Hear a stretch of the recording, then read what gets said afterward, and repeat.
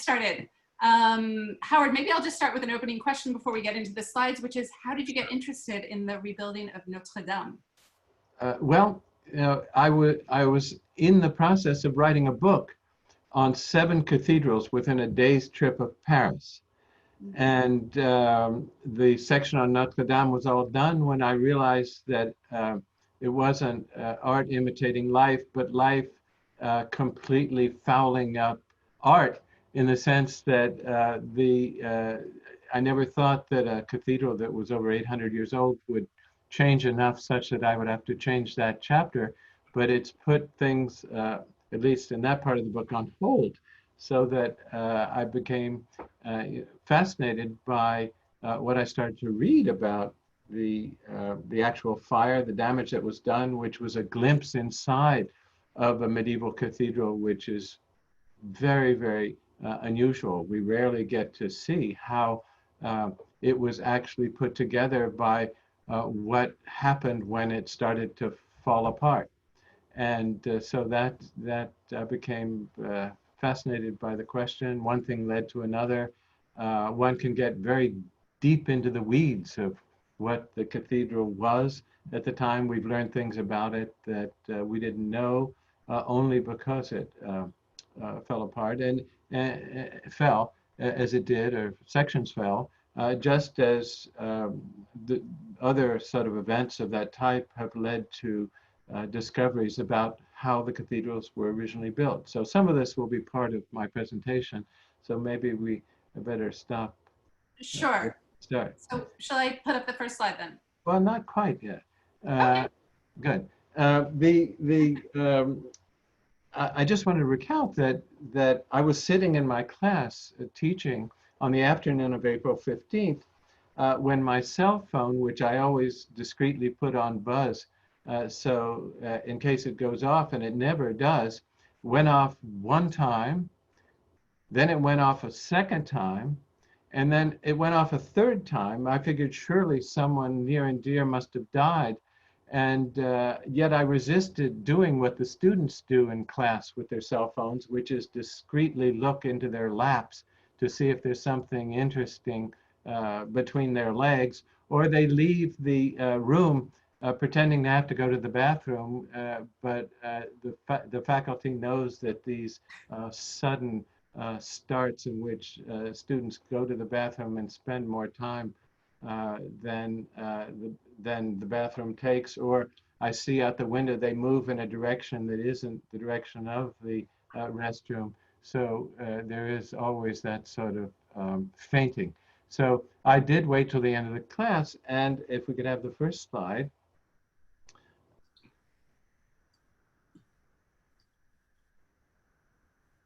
Great. I went home and I turned on the TV and I saw these horrific images of Notre Dame on fire.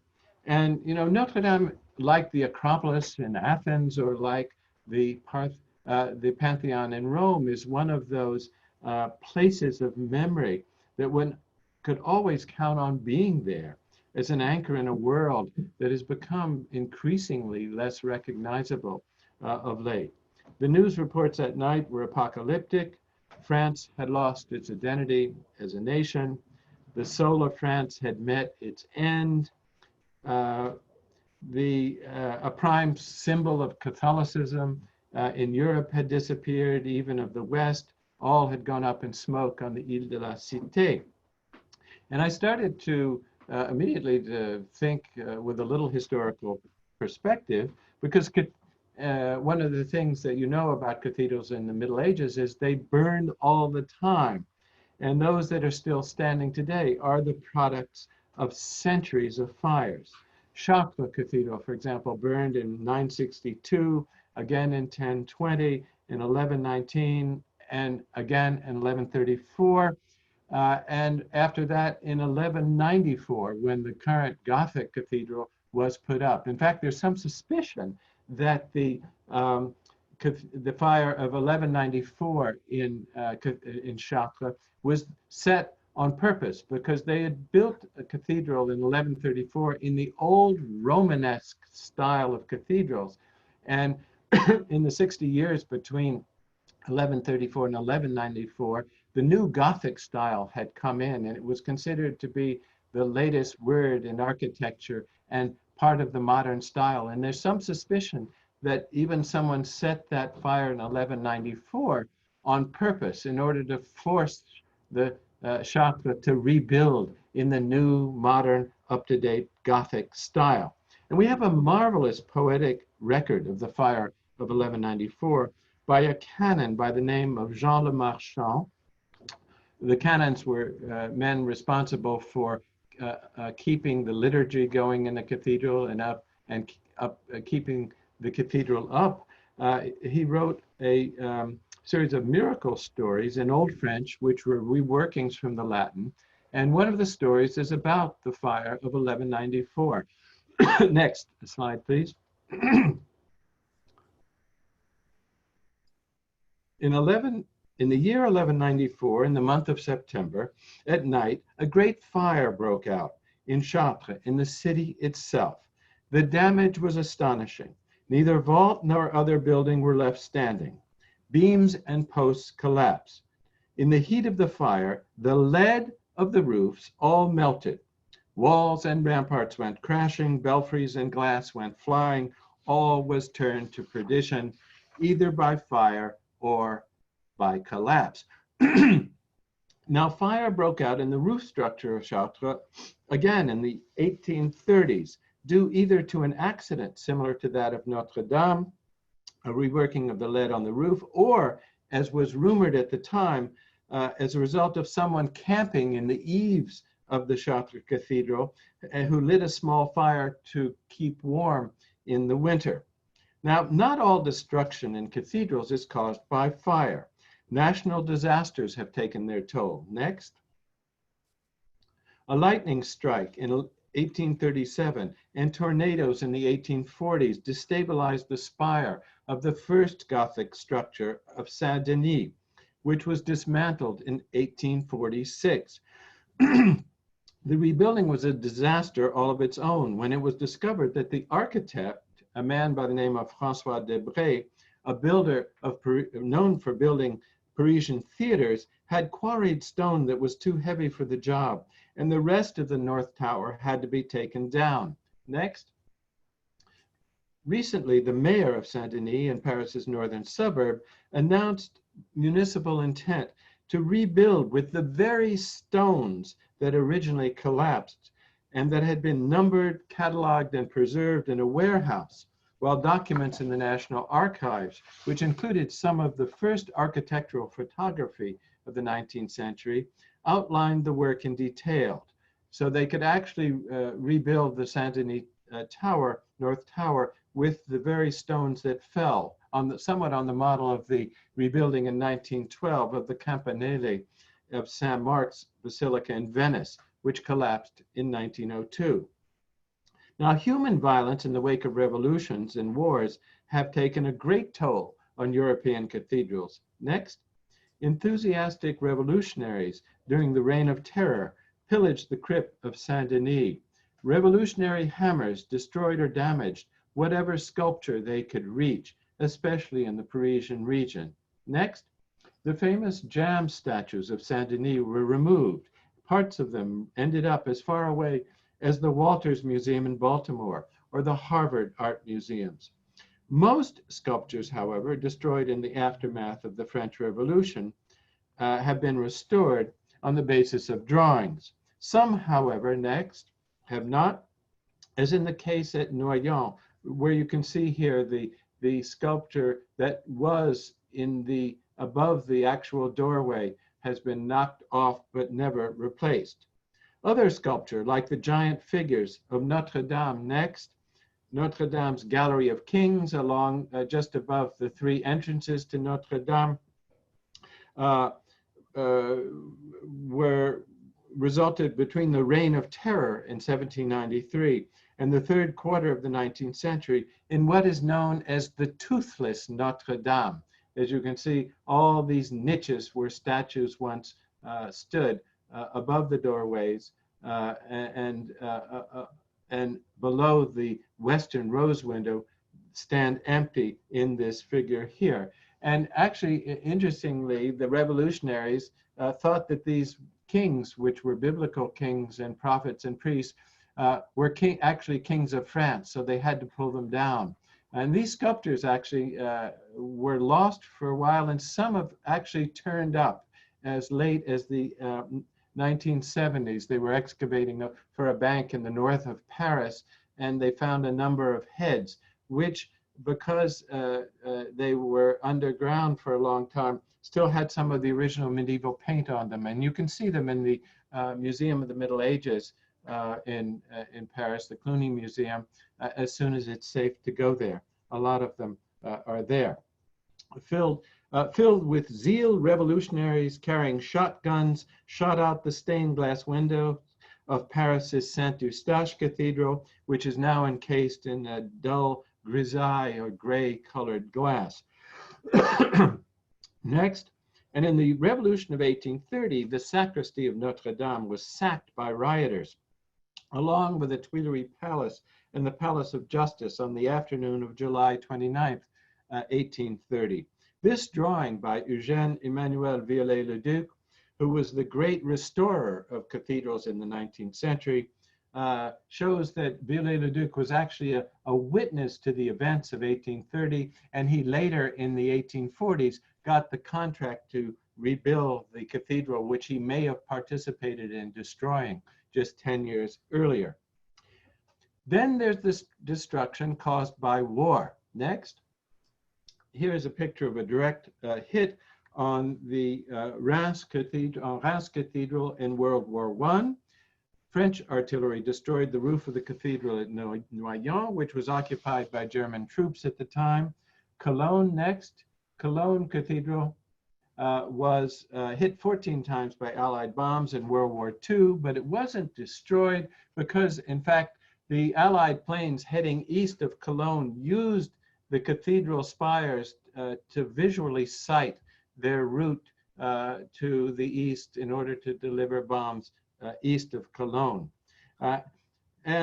All these cathedrals have been rebuilt. Next, as we can see in this view of Reims Cathedral in its damaged state after World War I on the left, and on the right, looking up the Rue Rockefeller Street, we see not only the rebuilt cathedral, but the street named for the man, John D. Rockefeller, who paid a lot of money for the rebuilding of Reims. Now, to the Notre Dame fire, whose cause is yet unknown.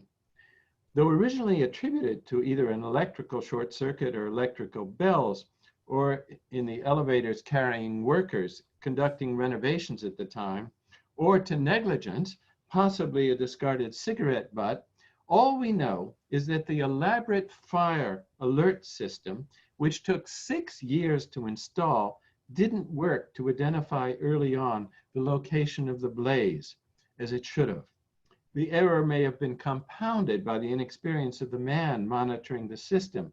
He'd only been on the job for 3 days, and he was tired because the relief person had failed to show up that day, with the result that the inexperienced man, had to work a double shift.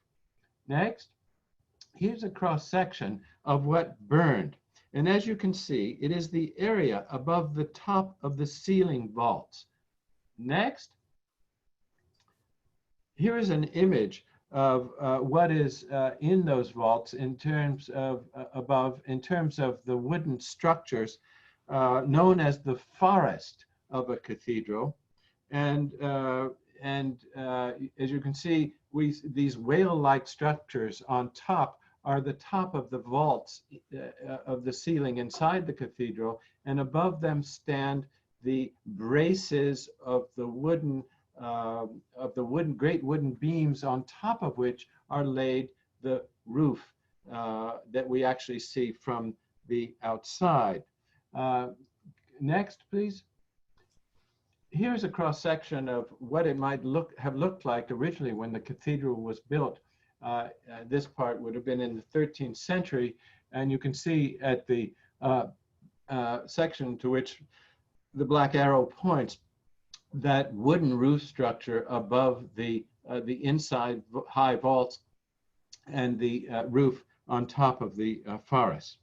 Now, as a result of the delay in locating the original source of smoke, fire raged unchecked for half an hour in the forest, the main roof structure of the cathedral, and not in the adjoining sacristy, as was originally believed. The fire department was not alerted during this interval. The out-of-control blaze has been chronicled in detail. The burning of most of the roof timbers and the collapse of the spire before the fire, which was first reported at 6:18 in the afternoon or early evening, was eventually brought under control around midnight.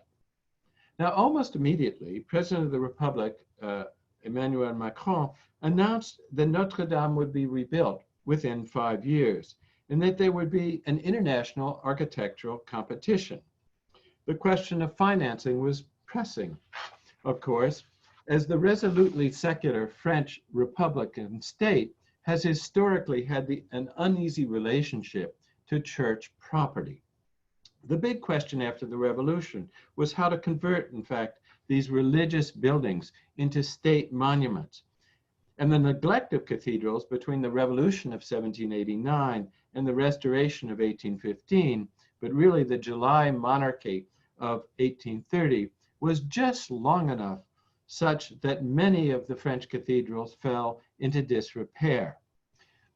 But the great wave of medievalism, which was fed by Romantic poets and hormonally enhanced by Victor Hugo's novel Notre Dame de Paris in 1831. I tried reading it recently, and it's not only too long, but it's unreadable. Notre Dame de Paris. It's a kind of Google map quest of late medieval Paris, but I do urge you to reread it. With the publication of Notre Dame de Paris in 1831, there was a great wave of restoration, which included Eugène Emmanuel Viollet-le-Duc's restoration of Notre Dame, which was only completed in 1864. This, can we see the next slide, please? Here's a picture of Notre Dame in 1847, which you can see has scaffolding on the outside, both on the northern tower that we're looking at and on the part of the apse in which the flying buttresses are being rebuilt. And in 1864, this rebuilding project was capped by the spire, which Eugène Emmanuel Viollet-le-Duc had designed. If we could have our next slide, you can see his actual drawing of that spire, which is what toppled, as you know. The big moment of sort of despair was when that spire turned and fell to the ground. Now, but back to financing. Macron's announcement that Notre Dame would be rebuilt provoked all kinds of pledges by wealthy individuals and corporations and institutions of almost €1 billion. François Pinault, the CEO of Paris Group Kering, which owns Gucci and Yves Saint Laurent, pledged €100 million. Bernard Arnault, whose family owns LVMH, pledged €200 million. Energy company Total, €100 million. L'Oréal, €200 million. You'll recognize here the great multinationals of the luxury industry. And naturally, such pledges elicited an immediate reaction among the French left, especially among the Gilets jaunes, or yellow vests, who even before the fire had been occupying the streets of Paris. Their argument that such sums should not be spent on churches but on the poor hark back, in fact, to the Middle Ages and Saint Bernard, who in the middle of the 12th century noted forcefully, next slide, please. This is Saint Bernard, the second half of the 12th century. "O vanity of vanities, but above all insanity, the walls of the church are ablaze with light and color, while the poor of the church go hungry. The church revels in its stones, in gold and leaves its children naked. The money for feeding the destitute goes to feast the eyes of the rich. Now, Macron's announcement of rebuilding within 5 years set off another controversy when he also specified that he was not opposed to a contemporary architectural gesture. Such a phrase reaches back over the last half century of French big public building projects. The Pompidou Center or Beaubourg, Impa's Pyramid at the Louvre, or the Grand Arche at the Défense, or especially the Très Grande Bibliothèque de France under Mitterrand, which went up in 1996. Now, there's no doubt going to be much public debate over the reconstruction of Notre Dame. I suspect that, as in the 19th century, rebuilding will first focus upon the question of materials, and it will be hard to resist some demonstration of the engineering advances of the last half century. The restoration will be supported by digital technologies in the wake of scans that were done in 2015 by a Leica ecosystem camera. This is the latest word. I don't know whether any of you have heard about it, but this is a camera that uses digital technology to take an extraordinary number, billions, in fact, points of measurement, so that you can set up such a camera within the nave, say, the inside of Notre Dame, and have an image to 5 millimeters of the actual structure, which would permit people to rebuild it exactly as it is. Now, I doubt there'll be a return to the old wooden roof structure or forest, which, it must be said, lasted 800 years. Neither will be the recourse to the solution adopted at Chartres. Next slide, please. Yeah, so this is Chartres and Santini after fires in the 1830s of an iron roof scaffolding, which was renewed in the case of Chartres in steel in 1996. Nor will we see, next slide, please. Nor will we see the reinforced concrete beams of Noyon, Laon, and Reims. These reinforced concrete beams were put up in the eastern cathedrals, northeastern cathedrals of France after World War I, because of the shortage of trees. They couldn't, needed for other building projects at the time. So they made a roof structure out of reinforced concrete and actually wooden pegs at Reims.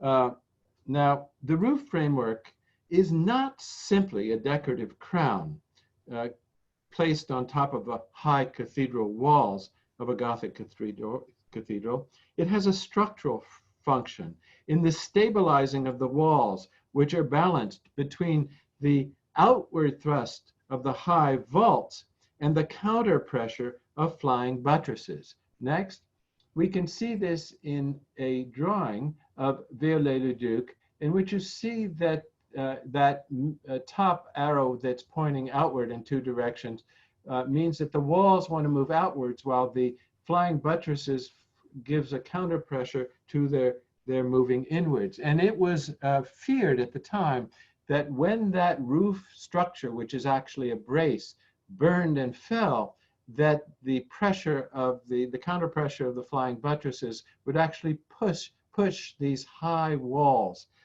inward, and that the whole structure would collapse. And it wasn't until midnight that they realized that that wasn't going to happen, and that the cathedral had been saved. Now, the first order of business will, at the micro level, was the bracing of these high walls. And if we look at the next slide, please. Seem to have lost this slide. Yeah. Next slide, please. Yeah, the next bracing of those high walls, and the, oh no, that went too far, Pamela. If you could go back to, and the, one further, please. Was the bracing, no, back, no, up, forward, Yeah, one more. Yeah. One more, please. Yeah, the bracing of those high walls and the assessment of what had happened to the stained glass window. We don't really know at this point how much of the lead that bonds the stained glass windows may have melted or been bent out of shape, nor do we know the shape of these thin stone spokes, this skeleton-like, lace-like tracery that structures the large rose windows, which you can see in this image, both from the inside and from the outside. They'll be examined in painstaking detail. And some of the scientific laboratories can tell just how, from the state of this particular stone, just how hot they got at the time. Now, what happens next on the Ile de la Cité hasn't been decided yet, but it brings it summons all kinds of things. So apart from the necessity of bracing those high walls and cleaning up the lead, which has taken so much time since the cathedral burned, there are very few requirements. We have to have a pitched roof on the Cathedral of Notre Dame because we're in Northern Europe and it snows heavily there, sometimes heavily. But apart from that, the sky is the limit, and the architects around the world are off and running. Since the spire, which toppled on April 15th, only dated from the 1860s, there's no sense really that we're preserving the medieval past. And to some extent, it's the high point of innovation. And so the sky is literally the limit. Thus, we find proposals for Notre Dame next, with a roof garden, as you can see in this image. Next, with a greenhouse on top. Next, with a commemorative park, which would feature a sanctuary for animals and insects threatened by the urban environment of Paris. There have been several proposals for Notre Dame with a glass roof. Next. Are these proposals that have come in through the formal competition, or just artists? No. These are architects and maybe even private individuals who couldn't wait for all that, who had to just launch their ideas as a suggestion. And one wonders whether some of them are serious or not, but they will be, I'm sure, proposals that will enter the public, really the private public discussion of what will happen. And they come from architectural firms, so they can't be too easily discounted. But we have 4 proposals for Notre Dame with a glass roof. If we could see the next 4 slides. One, you see, with the old spire reproduced entirely with glass all around it. Next. Here is completely glass with a glass spire. Next. As you can see, a kind of almost completely transparent roof with a huge cross on top. Next. Here is a sort of rounded top, all versions of each other. We have one proposal with a high-tech glass design. Next. This one, is my personal favorite. It's too bad that Gucci didn't sponsor this, because this could have a giant Gucci label on top when it's all done. There's one for a stained glass ceiling, which would be lit at night. Next. As you can see here, this is a stained glass roof on Notre Dame.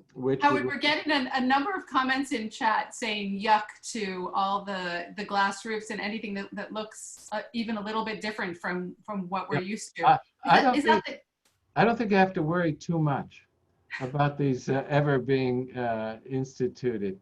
But they're part of the fantasy that has come about. Okay, let's continue. There's one proposal with a light beam. They get worse as they go along. So save your yucks. Yeah, one with a giant light beam. There are various themed roofs. One next called Upward Motion with a kind of helix pointing skyward. Looks like a screwdriver. Yeah, it does look like or the technical term is the awl, the tool of an awl to make holes in leather or wood, right? Then there's the spaceship. Is that... Go ahead, next, yeah. This is a spaceship. Some of you may be old enough to remember Captain Video's Secret Hideaway. This would be the re-embodiment of that from the 1950s. Then there's a flame, next. Flame, as you can see here. And you know, it's only the possibility of all this visual technology which makes these fantastic photoshopped architectural proposals possible. And then there's one called the Phoenix, which consists of blackened stainless steel roof supported by flame-charred glulam trusses in remembrance, as the architect says, of what was and what can become. And then there's Vincent Caligo's proposal next for a roof structure called palingenesis along the lines of the phoenix, the ancient Greek word for rebirth.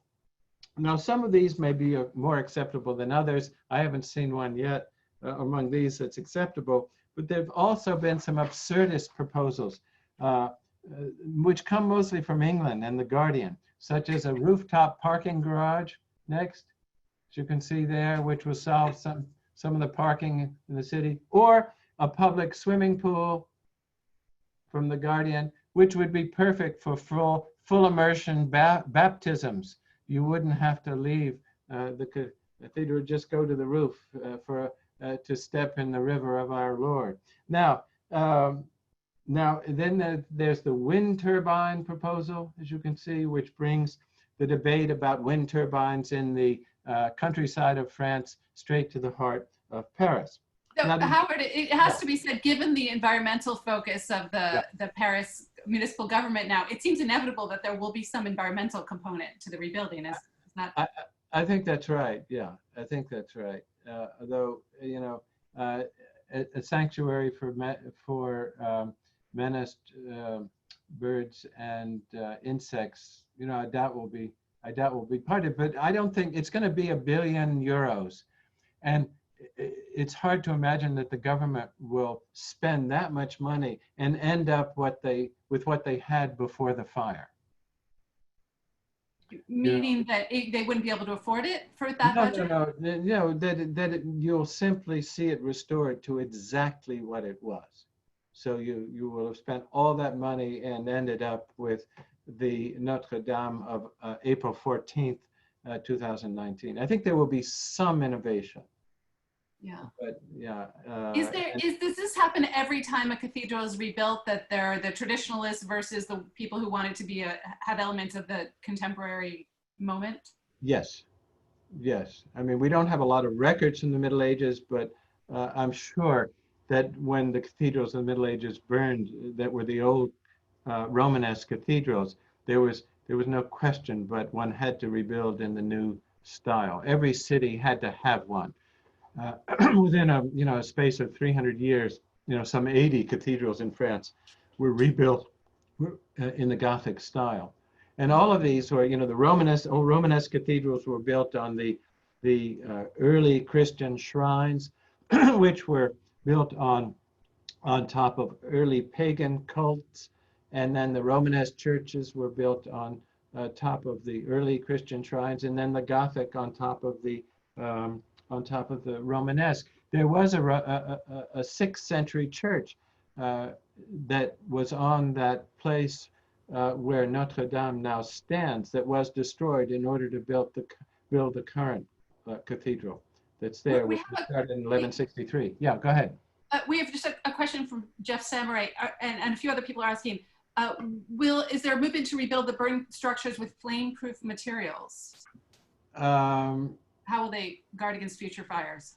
Yeah, that'll be hard. I guess that would only be metal, but metal at a certain temperature melts. I assume you could coat the metal with some sort of flame retardant.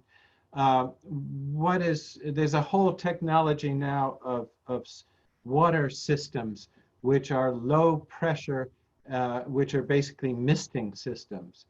And, you know, there's some move to rebuild the wooden structure, which actually lasted for, 850 years and was very serviceable. But I don't know what would be completely fire resistant. Howard, we're getting a bunch of questions about what the process is to choose the new design. Where are we in the process? Are they submitting designs already, and who's submitting?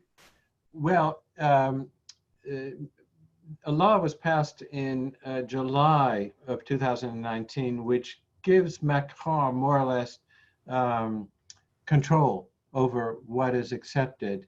We don't know much about the formation of any architectural commissions or committees to decide. He put a general in charge, Jean-Louis Georgelin, who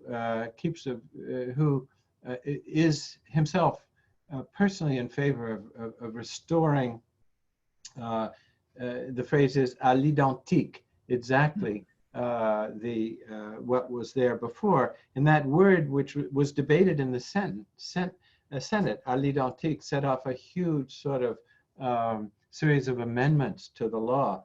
The people who are conservative want à l'identique. They want to conserve the past, whereas liberals want a design that would be more, they think, forward-looking. So, but no, the state of the question is really up in the air still. But it's also a quite closed process, from what I understand. Yes, it has been quite closed. Maybe you could get the New York Times to investigate what's going on, Pamela. Yeah. I'll talk to my people and get on it. Yeah. Okay. Someone is asking, what about input from the worldwide Catholic community? Is it considered a national Catholic good that any Catholic can comment on? Or do you have to be Catholic to decide about the shape of Notre Dame? No, well, the cathedral actually belongs to the cultural ministry of the government, who controls it, but there is a kind of entente cordiale, a working arrangement between the diocese of Paris and the Monseigneur Chauvet and the city that is rebuilding. And the diocese has been rather conservative on what they would like to see, but Chauvet too is quite closed-mouthed and hasn't actually permitted an investigation really of what went on for fear of workers losing their jobs. But I'm sure if you write to the Archbishop of Paris, you will have your word to say. I think Simon has a question. Yeah, go ahead. Howard, I wonder if you could. You're muted. I'm sorry. I wonder if you could say something about Notre Dame's role as a symbol of France, which is also why there is so much kind of excitement about this and interest in the burning in France. Well, I mean, it is, Paris is the center of France, and this is in some ways considered the center of Paris and the very, sort of heart and soul, not only of those who are religious, but it has become an extraordinary sort of tourist venue in last years, and it is that, along with the Eiffel Tower, are the great symbols of Paris and France. It was considered to be modern architecture when it was built in the Middle Ages, just as the Eiffel Tower was the modern architecture of the 19th century. And it is symbolically for people who are religious and are not. They have some sort of aesthetic or spiritual investment in Notre Dame, and it's very hard to walk into a cathedral like that which is it has the dimensions that it has, that has the beauty that it has, without being in some ways awestruck, that it stood that long and that it was built when it was. And so, I think there are many people who are just invested in it, cathected upon Notre Dame. Nobody goes to Paris without going there from the outside. And it is with its spire a kind of fixed point around which people orient themselves in Paris. So I think a lot of us only realized what it meant to us when it started burning. Yeah, absolutely. You could have asked, do you care about it? And people would have said, I don't give a fig about Notre Dame. But when it caught on fire, suddenly the world didn't seem what it had been before. It also sort of felt like a failure of our civilization. It felt like a symbolic moment with global warming and kind of uncertainty, and it just felt like we were caretakers of something and we had, in a way, failed. Absolutely. How could something of like that happen in this day and age? Right? Something so simple as a fire. Yeah. But Howard, I know you want to finish your presentation. We have a few slides left. Shall I put up the next one? Yeah. Okay. Yeah. I just wanted to say that. Yeah. Go ahead. Now the jury's still out. It'll be out for a long time. But what can we learn from the loss of Notre Dame's roof? First, a few no-brainers about fire safety. That a detection system can be overly complicated. The people reading the results should be well trained and well rested. And if you have to smoke around an 800-year-old set of timbers, make sure to extinguish your cigarettes. Second, more seriously, from the restoration of Notre Dame, we can learn how cathedrals were actually built at the time. And here are some photographs of the braces that have been put up in the last year or so in order to assure the stability of the cathedral. And you can see that we have a brace under the flying buttress, which is exactly like the one that was originally put up, on which the stones were laid and cemented into place before the brace was removed and the building stood originally in the 12th and 13th centuries. Next. Secondly, we learned that some of the tools and materials of the rebuilding of a cathedral haven't changed all that much. Here we see a 13th century manuscript illustration of the building of the Tower of Babel. From the Bible, you can see a scaffolding and a series of lifts and pulleys, which are not that much different. Next slide. From the scaffolding that was around the spire and roof, if they were being repaired last April. Next slide, are they that, nor are they that different from the 19th century scaffoldings that were put up and we saw in the picture of Viollet-le-Duc's restoration. Second, I want to suggest just in closing that the rebuilding of Notre Dame be open to the public. If you could keep that on, please. Oh, yeah. Sorry. Be open to the public so that we might witness the actual rebuilding. Right now, there are great high barriers all around, which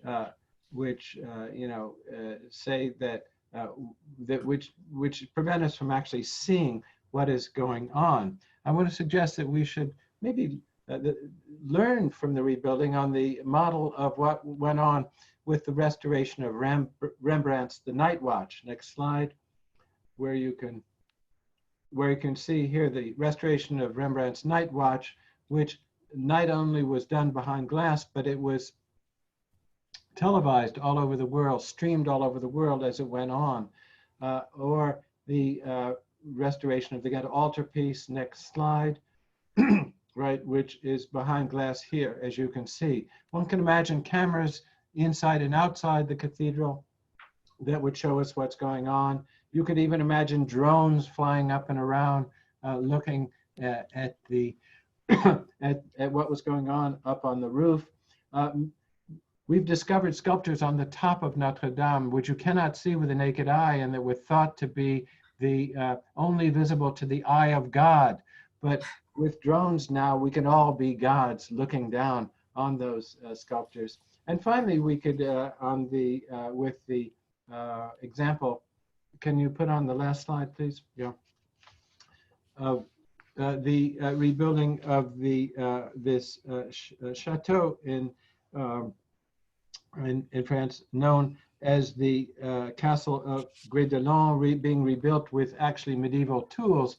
We might be able to witness what went on in the Middle Ages in terms of building these monuments, which have stood as long as they are, and still inspire a kind of astonishment and awe that they're still standing and they're still as beautiful as they are.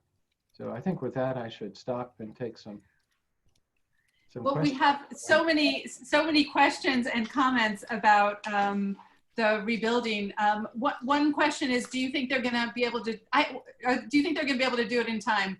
And I guess I just have a personal question: is do you think they should rebuild the spire? No, they're not going to be able to do it in time, because what they discovered is, they started holding mass in there 2 months afterwards. Priests in hard hats were holding mass, not for the public, but then they discovered the lead poisoning. 200 tons of lead dust went up into the air and melted, just as in the medieval example that I read of Chartres that I read to you about. And so almost everything since that time has involved cleaning up the lead dust inside and outside, and stabilizing the structure. So a year has gone by, and there really hasn't been any rebuilding. And so I don't think they're going to make it. And from what I can read recently, no one really does. The best estimate may be 10, 12, 15 years. Wow. And Spire, are you a Spire, pro Spire? Yes. Yeah. No. To me, it would be like going out, like a gentleman going out of his house without a hat on. I mean, almost all the cathedrals have spires, and they are a kind of finishing touch. And after all, these cathedrals were built high in order to, and they were built full of light in order to be closer to God, and to be closer to her, and to have a glimpse of a foretaste of what paradise would be like. All those stained glass windows were meant to be a taste of heaven, which would have to wait when you got there. But I aspire, absolutely. Yeah. Okay, well, on that note, I think we're going to have to bring things to an end here. Thank you so much, Howard, for that brief but very dense tour of the rebuilding of Notre Dame. I think there's going to be a lot of interest for the next 15 years in how things go and who pays for it and all that. So thank you very much for being on Pandemonium U today. You're getting a lot of appreciation from the audience. Thank you for having me. Yeah. We should say who that person is to your right there in the picture, whose arm we can see. Oh, I think it must be your wife. It is, right? Yeah. Did she say hello? Yeah. We've been looking at her. I'm sorry. No, that's okay. Hi. So often, and it's funny being brought into the homes of all these people, and the faculty members, especially when I'm at meetings, you see all kinds of things of what goes on in the margins of their lives. Well, I wouldn't have mentioned it, but we've been looking at her shoulder, so I figured she deserves an ID, a name check. Anyway, welcome to the picture. Thank you again for being here. Thank you.